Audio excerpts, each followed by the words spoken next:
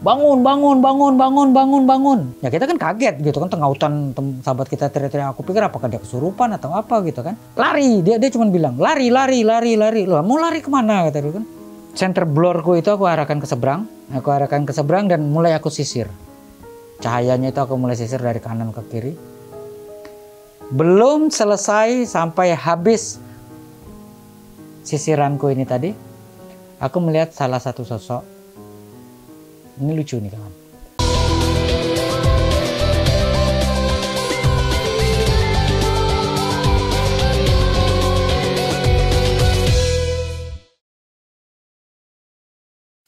Assalamualaikum warahmatullahi wabarakatuh.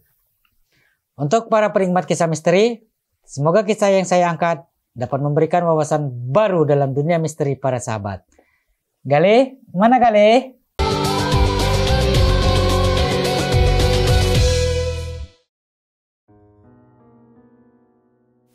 Akhirnya Pak Keril yang harusnya kami gendong, itu kami pindahkan semua di kepala kami. Ya, tidak ada lagi yang kami taruh di pundak. Kami letakkan di atas kepala kami. Jadi tapi kami tetap jalur posisinya itu masih rapat. Jadi kalau Keril itu di kepalanya di depan, pantat yang belakang Keril ini akan disentuh oleh pantat oleh kepala Keril teman yang nomor 2. Nanti pantat Keril nomor 2 disentuh lagi oleh Keril nomor 3. Seperti itu terus.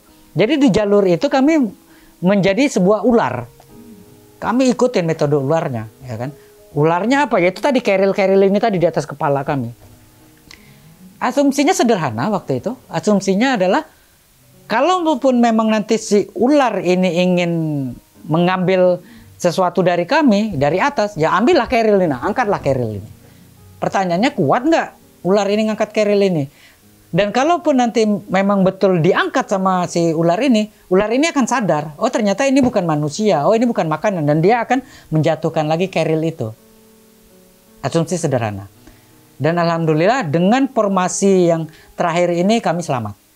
Ini ternyata efektif ya, formasi itu efektif, dan alhamdulillah kami selamat. Dan perjalanan jalur ular ini ya panjang. Lebih dari 0,5 kilo waktu itu. Karena apa? Kami udah kehabisan caping, kami sudah sempat kucar-kacir dengan formasi kedua, dan kami baru selamat dengan formasi ketiga yang berbentuk ular itu tadi. Sampai akhirnya sekitar udah tengah malam. Ya kalau nggak salah udah tengah malam itu ya. Karena kami masuk jalur ular itu udah sekitar jam 9-an gitu kan.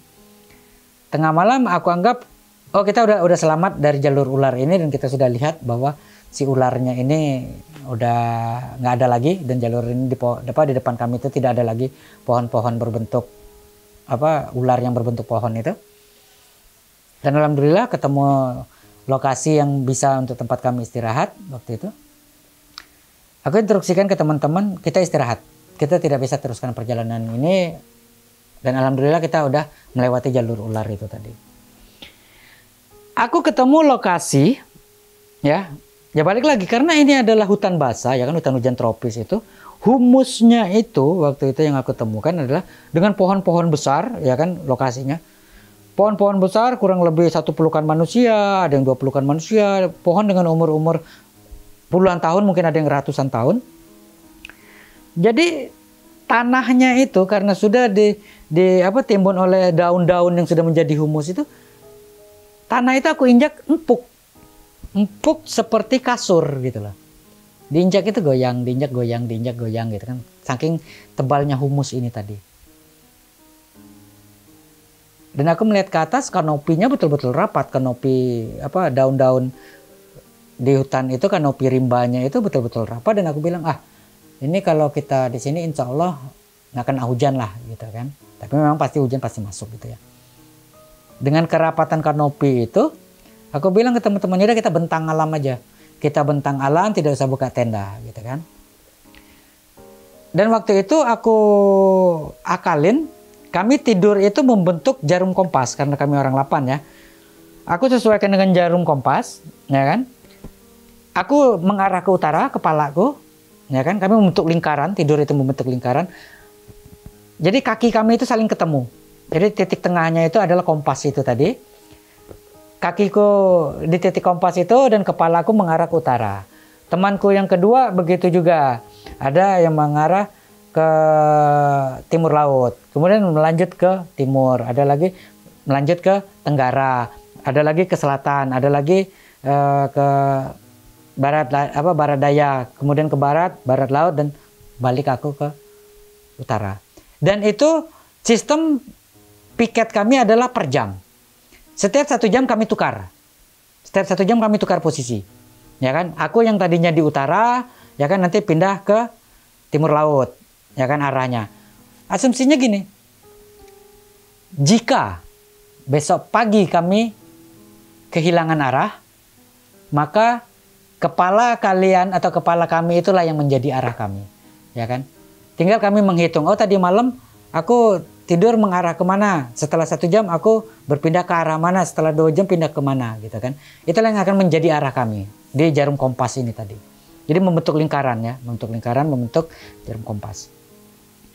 Dan lucunya lagi, di lokasi itu yang aku anggap sebagai kasur itu, ada muncul akar-akar pohon gitu ya. Dan itu pas untuk di kepala, gitu lah. Pas untuk di senderan kami jadikan bantal.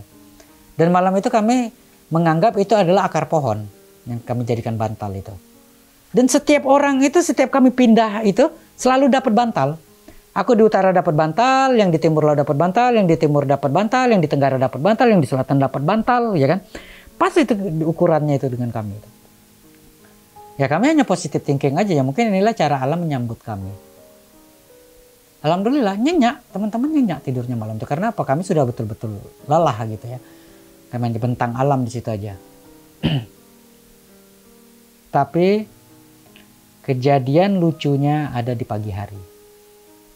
Entah kenapa hari itu mungkin karena memang udah lelah banget ya. Kami bangun kesiangan. Bangun kesiangan ya karena balik lagi dengan kanopi rimba yang rapat itu kami tidak tahu kapan matahari terbit. Sinarnya tuh nggak masuk, gitu kan? Tidak masuk ke tanah, ke lantai kami itu. Jadi yang kami pikir, oh masih gelap, masih gelap. Nggak taunya kami bangun kesiangan waktu itu. Dan salah satu sahabatku yang bangun duluan, dia bangunnya tuh gara-garanya simple gitu loh. Dia tidur, dia megang bantal yang tadi malam itu dijadikan bantal itu yang kami anggap adalah akar pohon, ya kan? Akar pohon kurang lebih sebesar paha ini, ya kan? Yang kelihatan ya. Pas dia pegang akar pohon itu, ini menurut pengakuan dia ya, kok bersisik? Akar pohon kok ada sisiknya? Kan kerasa tuh, beda kan? Antara kayu, ya kan? Tekstur kayu dengan tekstur sisik ular. Dan itu dia langsung kaget, bangun, langsung kami semua tuh dibangunin sama dia. Bangun, bangun, bangun, bangun, bangun, bangun. Ya kita kan kaget gitu kan, tengah hutan sahabat kita teriak-teriak, aku pikir apakah dia kesurupan atau apa gitu kan. Kami bangun, lari, dia cuma bilang lari. Loh, mau lari kemana kata dia kan. Jadi akhirnya aku ngikutin dia, bukan dia ngikutin aku lari ikutin dia. Sampai akhirnya kami menjauh dari tempat tidur kami itu tadi, dari kasur kami tadi, pindah. Aku bilang ada apa? Ular kata dia gitu, ular apa? Yang kita tidur itu ular kata dia gitu kan. Jadi ternyata apa? Semalaman itu yang kami tiduri itu adalah ular yang melingkar. Dan yang kami jadikan bantal itu adalah badan si ular itu tadi. Dan yang lucunya lagi kami berada di tengah-tengah lilitan ular itu tadi. Jadi ular itu udah melingkar, ya udah melingkar gitu. Jadi mungkin kepala udah ketemu ekornya lagi ya, melingkar, betul lingkar. Dan kami itu berada di dalam lingkaran badan ular itu tadi. Logikanya kalau memang ular ini jahat, kami mungkin sudah habis malam itu ditelan sama dia. Tapi ternyata apa? Sampai pagi pun kami alhamdulillah selamat. Akhirnya apa? Tanpa kami ingin mengganggu ular itu, pelan-pelan kami ambil lagi keril-keril kami, barang-barang kami yang tertinggal di dalam lingkaran itu. Kami ambil pelan-pelan, ya kan. Ada yang pakai kayu, ya kan. Karena apa? Kami nggak mau mengambil resiko ular ini bangun, kami diserang. Kami nggak mau ngambil resiko itu. Alhamdulillah, kami selamat, ya kan. Sampai akhirnya apa? Kami harus pindah ke tempat lain. untuk melakukan masak, ya kan, sarapan lagi, mengisi perut lagi, mengisi stamina lagi, ya kan, kami lakukan di tempat lain. Hari itu kami hadapi dengan seperti itu. Ini sebelumnya aku minta maaf ke sahabat-sahabat, aku tidak terlalu ingat detail perharinya seperti apa. Aku hanya ambil poin-poinnya saja gitu ya. Di hari selanjutnya, ya, dengan seperti biasa aku berjalan jam 8 pagi, jam 5 sore aku sudah harus mendirikan camp. Begitu terus. Karena tadi yang aku bilang, aku menyeberangi sungai-sungai air menula itu tadi. Ada satu kesalahan, ini kurang lebih hari ke-20 atau ke-21. Dan ini mulai dari hari ke-21, karena aku ingat betul sekitar 7 hari itu. Ini yang betul-betul klimaks. Aku anggap ini misteri yang benar-benar klimaks, yang aku sendiri cukup kali ini aku mengalaminya. Ya. Dan aku tidak mau mengalaminya lagi di kemudian hari. Kurang lebih di hari ke-21 itu. Jam 5 sore aku memutuskan untuk berhenti dan ngecamp di Teluk, ya, di Teluk itu jadi bahasanya ada huruf S, bentuk huruf S, delta lah ya, aku bilang delta bukan Teluk. Delta. Jadi di tikungan sungai, di tikungan air menula itu, aku mendirikan campnya itu di tengah-tengah tikungan itu tadi. Aku lupa kalau itu salah. Tapi karena sudah capek, ya kan, aku salah di situ.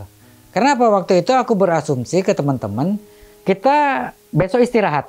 Ya karena ini udah sekitar 20 hari aku di situ, ya kan, melakukan perjalanan itu. Dan kami istirahatnya itu ya yang pertama di rumah Pak Sakirin itu, yang kedua di Dusun Duku di rumahnya Pak Karyo, dan ini adalah waktu kita untuk istirahat lagi, ya kan, kayak gitu.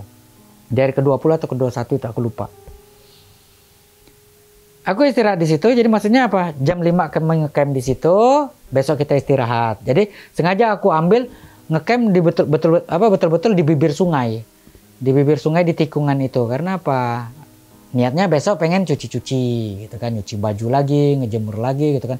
Ya sepatu ya dicuciin lagi gitu kan, tas dirapiin lagi, ya kami juga membersihkan badan kami lagi. Di situ nggak ada kejadian aneh, ya kan? Tapi kejadian anehnya apa? Setelah sholat maghrib, setelah makan malam, ya,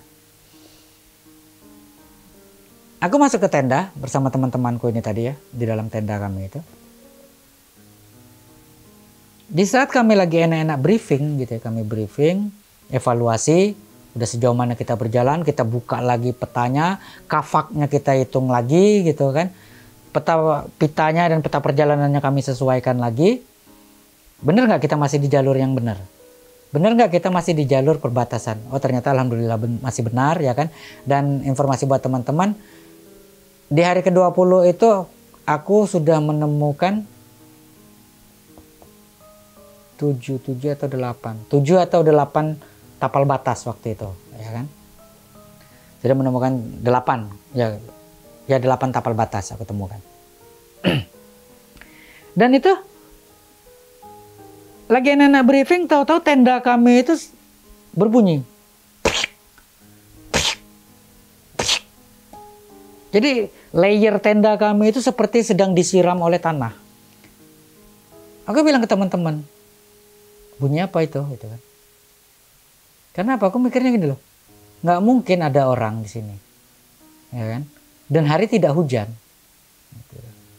Akhirnya apa? Karena aku sebagai leader, aku keluar dong. Aku keluar, aku lihat di sekitar tenda aku itu, ya kan? Aku kelilingin tenda aku itu. Dan aku terfokus pada tenda atau pada layer yang sumber suara itu. Aku lihat nggak ada. Tapi di situ aku ketemukan tanah merah waktu itu. Jadi tanah merah itu tanah yang udah hampir mirip-mirip lempung gitu. Tapi bercampur dengan pasir waktu itu tanah itu. Aku pegang gitu kan. Tanah apa ini gitu kan. Sedangkan di sekitar tenda kami itu bentuknya adalah kerikil. Ya. Kenapa? Kami kan mendirikan tendanya itu nggak jauh dari sungai itu, dan itu batunya adalah kerikil. Tapi kok ada tanah merah, aku bilang gitu kan. Aku masuk lagi ke dalam tenda. Teman-teman sahabatku nanya kan, ada apa Lih? Tidak ada apa-apa. Jadi maksudku apa? Biar teman-teman nggak panik. Kalau aku ceritakan ada tanah merah di situ, mungkin teman-teman sudah mulai panik gitu kan. Begitu lagi. Priak, priak, priak. Tenda kami itu disirami oleh tanah merah itu tadi. Aku keluar, balik lagi aku keluar dengan teman-teman di dalam gitu kan. Jadi aku center lagi tanah yang sama. Jadi tekstur tanah yang aku lihat itu, ya, ini sama dengan tekstur tanah yang pertama kali aku lihat, ya kan? Dan aku waktu itu tidak kembali lagi tidak aku kasih tahu teman-temanku, sahabat-sahabatku, karena apa? Aku coba pengen tahu dulu sendiri apa sih ini, gitu kan? Aku perhatikan lagi dari mana sumbernya tanah ini, gitu loh. Jadi waktu itu bukan kebetulan, memang kami bawa ya. Center kami itu center blur itu loh, center yang gede itu ya kan. Aku bilang, ini pasti bukan dari sini tanah ini. Karena apa? Layer yang disiram itu adalah layer yang menghadap ke sungai. Akhirnya apa? Jadi karena bentuknya tikungan gitu kan, bentuknya tikungan, tenda kami itu horizontal ya kan, atau malang dari tikungan itu. Aku ngelihat layer yang ke arah sungai. Aku senterin pelan-pelan, ngelihat pinggir sungai, ya kan. Mulai di pinggir sungai aku lihat, oh teksturnya kayak gini nih tanahnya gitu kan. Jadi kita benar-benar yang namanya di kegiatan survival itu, kita harus betul-betul tahu tanahnya seperti apa, kan gitu. Untuk apa? Untuk observasi, kan kayak gitu. Dengan observasi, informasi sekecil apapun itu akan menolong kita. Tapi tidak ada bekas tanah ini diacak-acak, tidak ada bekasnya. Jadi itulah gunanya ilmu observasi di dalam kegiatan survival, ya kan? Kita harus betul-betul tahu apa yang ada di sekitar kita, ya. Dengan melihat tekstur tanah saja itu sudah memberikan informasi bahwa kita sedang ada di mana. Kan gitu. Ingat di mana kamu berada. Nah, itulah ya bahasanya ya kan. Dari tekstur tanah ini aku melihat ke pinggir sungai itu. Oh, ini tuh asalnya tanah ini. Tapi ternyata tidak ada tanah bekas galian, bekas tanah yang diacak-acak. Langsung aku kontan melihat ke depan. Ini pasti dari seberang sungai. Tapi logikanya waktu itu sungai air menula yang aku dirikan camp itu lebarnya kurang lebih selebar jalan raya ya, kurang lebih 6 meter lah gitu ya. Nggak terlalu lebar. Tapi alangkah jauhnya tanah itu lompat dari pinggir sungai, lompat ke tenda kami. Atau dilemparkan ke tenda kami. Dan siapa yang melemparkan?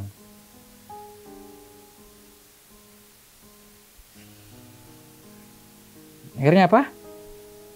Center blurku itu aku arahkan ke seberang. Aku arahkan ke seberang dan mulai aku sisir. Cahayanya itu aku mulai sisir dari kanan ke kiri. Belum selesai sampai habis sisiranku ini tadi, aku melihat salah satu sosok. Ini lucu nih kawan. Ini lucu, kenapa aku bilang lucu? Selama 20 hari di dalam hutan kami tidak ketemu dengan dia. Kami tidak bertemu dengan makhluk ini. Tapi di pinggir sungai ini kami ketemu. Ini sebuah kelucuan yang menurutku menjadi sebuah misteri. Dia wujud. Dia muncul. Apa maksudnya? Dan kenapa makhluk ini melempari kami dengan tanah? Kenapa makhluk ini menyirami tenda kami dengan tanah yang dari seberang sungai? Siapa makhluk itu? Dialah penguasa rimba. Dialah raja hutan, harimau loreng. Ini harimau. Ini bukan makhluk halus. Ini harimau. Makhluk kasar. Dan badannya itu besar. Ya. Badan harimau ini besar. Tidak seperti harimau-harimau yang teman-teman lihat di kebun binatang yang kurus-kurus itu, bukan. Harimau ini badan besar, kekar, ya, badannya besar dan kekar. Dan si harimau ini, ya, dia betul-betul menampakkan dirinya bahwa dialah seorang raja.